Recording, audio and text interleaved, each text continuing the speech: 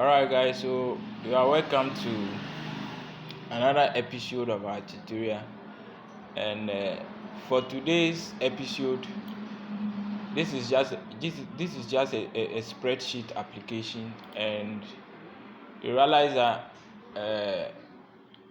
it has overlapped. Normally you have to set it to A4, so let's come to page layout here, size, then you set it to A4. And so when you preview, you realize that some of the items have moved to the next sheet, which we don't want it that way. So normally what you are going to do is to just highlight all like this, and then you come to print area, then set print area, then you come to view, and then you break the page. So we have page 1 and page 2, and then you come to, so let's preview this and see.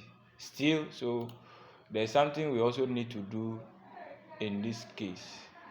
So we come to file, we come to print, then you come to page setup over here, then you adjust to let's say 95%, then okay. Then what you are going to do is that you are going to switch from portrait to landscape orientation, to landscape. So when that is done, you realize that, so you still have to go back to page setup and reduce the percentage, then you click on OK, and let's see. So now we have one page. So you realize that everything is now on one page.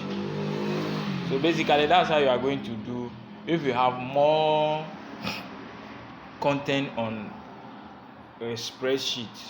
So you do page adjustment, and then you break the page out, and then you can get everything on one sheet. Sometimes it can not be one sheet, it can be 2 pages and then 3 pages, in that order, which you get everything in orderliness, because it's orderliness that we want.